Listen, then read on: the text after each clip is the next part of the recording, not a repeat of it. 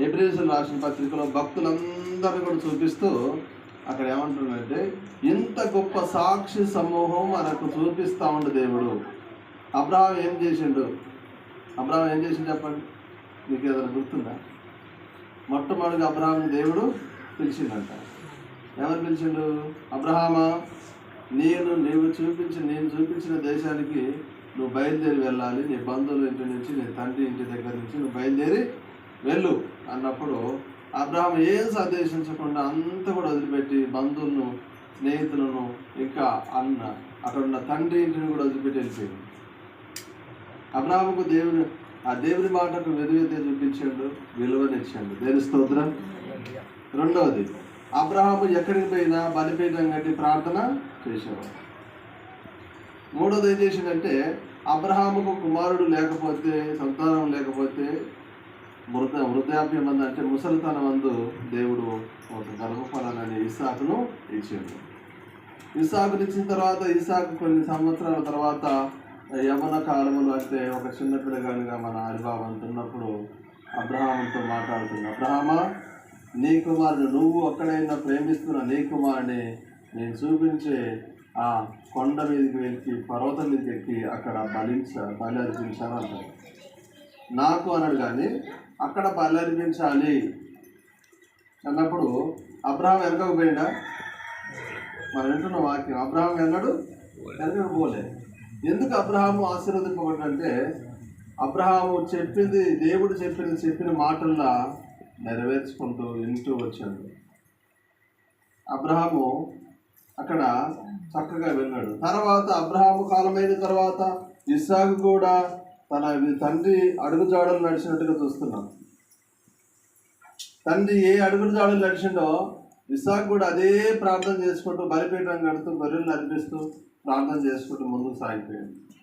తర్వాత వల్ల తనకు కుమారులు ఇచ్చినప్పుడు ఇస్సాకు కుమారులను ఇస్తాడు. ఇద్దరు కుమారులలో యాకోబు కూడా ఒక విశ్వాస వీరునిగా ఉంటాడు. దేవుని స్తోత్రం. వీళ్ళందరూ విశ్వాస వీరునిగా సంఖ్యలో రాయబడ్డారు. అయితే యాకోబు కూడా ఏం చేసినట్టే, తన ఇంటి నుంచి పారిపోయి మేనమామ ఇంటి దగ్గర పోయి 14 సంవత్సరాలతో భార్యల కోసం 14 సంవత్సరాలు జీతం చేసి, తర్వాత ఆయన 6 సంవత్సరాలు కొలువు చేసిన తర్వాత 20 సంవత్సరాలు అయిన తర్వాత మళ్ళీ బయలుదేరింది. దేవుని స్తోత్రం. ఆయన చెప్పిన దాకా అక్కడనే ఉండి 20 సంవత్సరాలు. ఇక నువ్వు బయలుదేరు యాకోబు, ఇక బయలుదేరి నీ తండ్రి ఇంటికి, నీ తండ్రి దేశానికి వెళ్ళిపో అన్నప్పుడు అప్పుడు 20 సంవత్సరాల తర్వాత బయలుదేరి గుంపుగా బయలుదేరేస్తారు. అంటే ఇంత గొప్ప సాక్షి సమూహము మనకు కనపడుతుంది కదా. మనం ఇంత గొప్ప సాక్ష్యము వింటున్నాం. చాలామంది సాక్ష్యం చెప్తా ఉంటారు, నాకు ఇది జరిగిందయ్యా, నేను మరణ పడక మీద ఉంటే దేవుడు నన్ను స్వస్థపరిచినని ఇప్పుడు కూడా కన్నీళ్ళు విడిచి సాక్ష్యం చెబుతున్న వారు మన కన్నీళ్ళు ఎంతోమంది కనపడతారు కదా. ఎంతోమంది కష్టాల్లో ఉన్నప్పుడు, శ్రమలో ఉన్నప్పుడు, ఇబ్బందుల్లో ఉన్నప్పుడు, శోధనలో ఉన్నప్పుడు దేవుడు తీసుకొచ్చి బాగు చేసిన తర్వాత ఒక గొప్ప సాక్షిగా నిలబడ్డారు. దేవుని స్తోత్రం. అందులో నేను కూడా ఉన్నావు కదా. నేను కూడా ఈ గొప్ప సాక్షి సమూహంలో ఉన్నప్పుడు ఇక్కడ సులువుగా చిక్కు పెడతంట. పాపమును విడిచిపెట్టి, సులువుగా చిక్కులు పెట్టే పాపాన్ని విడిచిపెట్టి యేసయ్యకు సాక్షిగా నిలబడాలి. విశ్వాసాన్ని కర్త, దాన్ని కొనసాగించి యేసు వైపే చూసి నడవాలి. అంటే విశ్వాసాన్ని మనకిచ్చిన విశ్వాసం అనేది కూడా ఒక వరం. చెప్పండి, విశ్వాసం అంటే ఏంది? విశ్వాసం లేని దేవునికి ఇష్టడైతే అసాధ్యం. ఇప్పుడు మీరు ఏమంటారంటే, దేవుడు అంటే ఎంతమందికి ఇష్టం అంటే అందరికీ ఇష్టం అంటారు. ఇష్టం అంటారు, అందరికి ఇష్టం. చెప్పండి, ఇష్టం లేదని చెప్పండి. ఇప్పుడు భార్యాభర్తలు పెళ్లి చేసుకునేటప్పుడు క్రైస్తవ సత్ర ప్రకారం ఈ అమ్మాయి అంటే నీకు ఇష్టమేనా, ఈ అబ్బాయి అంటే నీకు ఇష్టమేనా? అప్పుడు ఒకవేళ పొరపాటున ఇష్టం లేదని చెప్తే ఏం చేస్తాం? జతపరచడం కష్టమే. దేవుని స్తోత్రం. కష్టమేనా కాదు? బలవంతంగా తీసుకొచ్చి పెళ్లి చేసినా వాళ్ళు ఉండరు. అట్నే ఇప్పుడు దేవుని దగ్గరికి నిన్ను తీసుకొచ్చి నడిపించి దేవుని దగ్గర పెట్టినా కూడా నువ్వు విశ్వాసంలో ఉండకపోతే నేను ఎంతకాలం బలవంతంగా నడిపించలేము. నిన్ను బలవంతంగా నడిపించాలంటే నడిపించలేము, కానీ విశ్వాసాన్ని కొనసాగించి యేసు వైపు చూస్తూ నీ పరుగు పందాన్ని సాగించాలి. దేవుని స్తోత్రం. పరుగు పందెం అనేది ఇది యవనస్తులకు కాదు పరుగు పందెము, ముసలోళ్ళు నడవచ్చు, చిన్నపిల్లలు నడవచ్చు, స్త్రీలు నడవచ్చు, పురుషులు నడవచ్చు. ఈ పరుగు పందెంలో ఎక్కడి దాకైనా పరుగెత్తవచ్చు, దేవుని దగ్గరికి పోవచ్చు. దేవుని స్తోత్రం. అంటే ఈ పరుగు పందెంలో ఎన్నో కష్టాలు, శ్రమలు, ఇరుకులు, ఇబ్బందులు వస్తాయి, శోధనలు ఎదురవుతాయి. అయినా సరే పరుగు పందెంలో ఉండి మనము జీవ కిరీటాన్ని సంపాదించుకోవాలి. దేవుని స్తోత్రం. ఈ జీవ కిరీటాన్ని సంపాదించుకోవాలంటే విశ్వాసాన్ని కాపాడుకోవాలి, విశ్వాసాన్ని రక్షించుకోవాలి. విశ్వాస వీరులందరూ కూడా జీవ కిరీటాన్ని పొందుకోవడానికి, విశ్వాసంలో కొనసాగుతూ ఎన్ని కష్టాలు వచ్చినా, శ్రమలు వచ్చినా, ఇబ్బందులు వచ్చినా, ఆకలైనా, కరువైనా, దప్పికైనా, ఇక అన్నపాన వస్త్రములు లేకపోయినా, నిద్ర లేకపోయినా, తోలు దట్టి చుట్టుకోరంట వాళ్ళు, వస్త్రాలు లేక, గృహాలు లేక, సరుకులు బండ సరుకులు ఉంటాయిగా, అన్న పండుకున్నట్టు. దేవుని స్తోత్రం. కానీ యేసయ్యను మాత్రం మర్చిపోలేదు, విశ్వాసాన్ని కోల్పోలేదు. వాళ్ళు పొడసబడ్డరు, చంపబడ్డరు, నరకబడ్డరు, అయినా విశ్వాసం నుంచి ముందుకు పోలేదు, విశ్వాసంలోనే నిలబడ్డారు. దేవుని స్తోత్రం. శ్రమను చూసి వెనకకు పోలేదు, కష్టాన్ని చూసి నాకు దేవుడు అచిరాలు వెళ్ళిపోలే.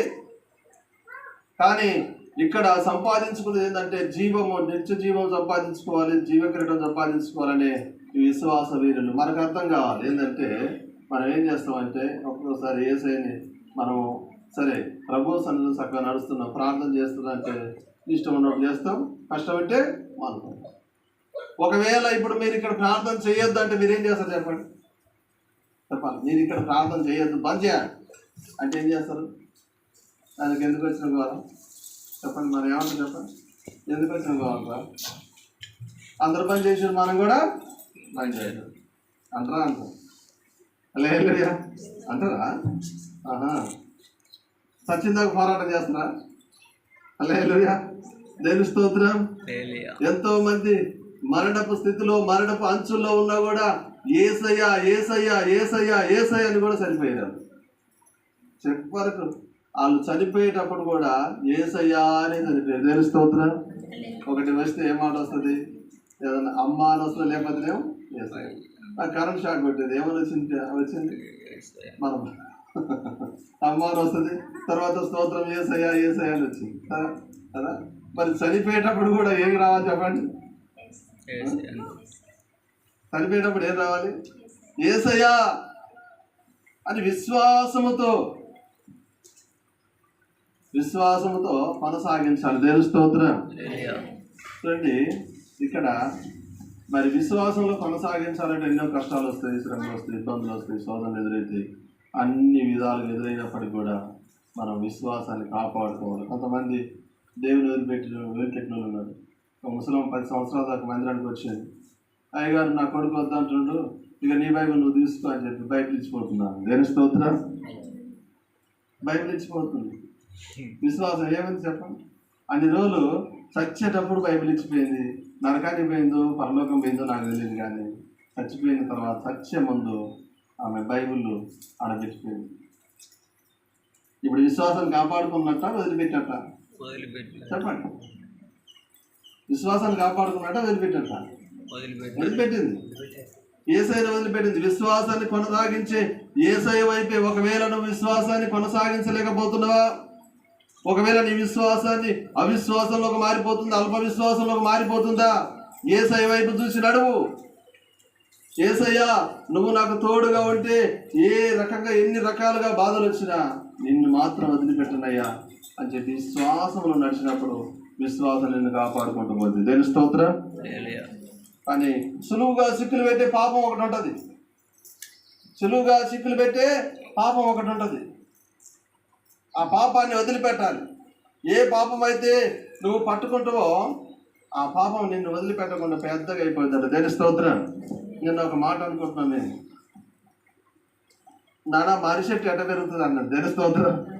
బాగానే ఉంది, ఈ మర్రి చెట్టు ఎట్ట పెరుగుతుందంటే దాని సంగతి చెప్తాం వినండి. అయితే ఒకసారి తాడి చెట్టు ఉందంట. ఆ తాడి చెట్టు దగ్గరికి వచ్చి ఈ మర్రి గింజ అడుగుతుందంట, నీ జగ్గలలో ఉంటా, నేను గాలి పట్టుకొని పోతున్నా, జగ్గలలో ఉంటా అని చెప్పి అన్నప్పుడు, నువ్వు గింతంతానివి కానీ పో జగ్గలలో పో అని చెప్పి మనిషి ఆ తాడి చెట్టు ఆ దగ్గరలో దాచుకుందంట. వచ్చే వర్షాకాలం వచ్చింది, ఆ గింజ ఏమైందంటే కొంచెం మొలకగా మారింది. కొంచెం మొలకగా మారి చిన్నగా చిన్నగా చిన్నగా సంవత్సరం సంవత్సరం సంవత్సరం సంవత్సరం సంవత్సరం సంవత్సరం సంవత్సరం తాడి చెట్టు కనపడకుండా ఏమైంది చెప్పండి? మరి చెట్టు పెరిగింది. దేని స్తోత్రం. పాపాన్ని కూడా సులువుగా చిక్కుపెట్టి చిన్న పాపమే, ఇది చిన్న పాపమే. అంబరేసుకుంటే ఏమైద్ది, తాగితే ఏమైద్ది, వాటర్ వేస్తే ఏమైద్ది, సీరియల్ చూస్తే ఏమైద్ది, సినిమా చూస్తే ఏమైద్ది, గింతంత కళ్ళుబొట్టు తాగితే ఏమైద్ది, ఒక మాట జారితే ఏమైద్ది, ఇది ఏమైందంటే పెద్దగా అయిపోద్ది. దేవుని స్తోత్రం. ఏమైంది చెప్పండి? పెద్దగా అయిపోద్ది. కొంతమంది అనుకుంటారు కదా, ఇట్లాంటివి చెప్పొద్దు. ఈ తాడి చెట్టు కనపడకుండా మర్రి చెట్టు ఉందంట అంటారు.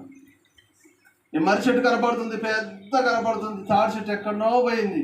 ఇప్పుడు తాడి చెట్టు అంటుంది కదా, నేను దాచితే దాన్ని దాచితే నన్ను కనపడకుండా చేసింది.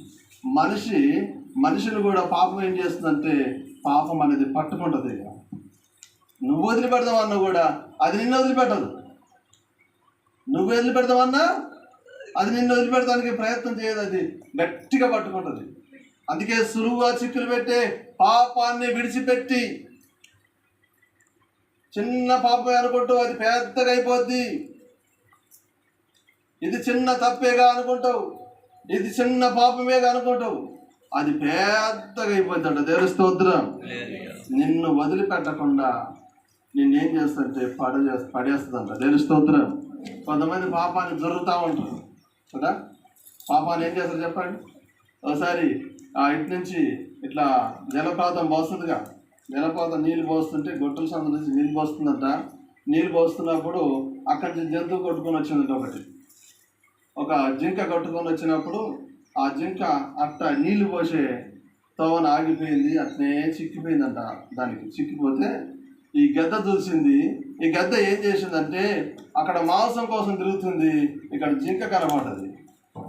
చచ్చిపోయిన జింక బాగా ఆసింది. అది బాగా వాసిన జింక చూసి, నాకు మంచి పండుగ చేసుకోవచ్చు అని చెప్పి రయ్యను ఉరికొచ్చిందంట. దాన్ని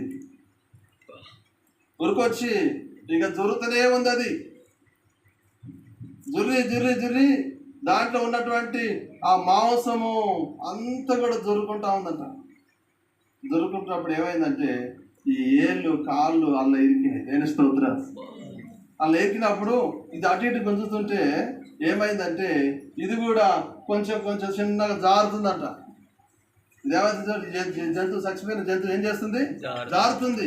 ఇది కదిలియడం వల్ల, జారటం వల్ల ఇది చిన్నగా అక్కడ లోయలో పడిపోయే ప్రమాదం ఉంది. ఈ లోయలో పడిపోయే ప్రమాదం ఉన్నప్పుడు బాగా కొంచెమే దాదా ఇంకా కొంచెమే తింటానని ఆ కాళ్ళు అల్లెరికినాయి. ఇప్పుడు లేచిపోదామనే ప్రయత్నం చేసేసరికి ఏమైందంటే ఇది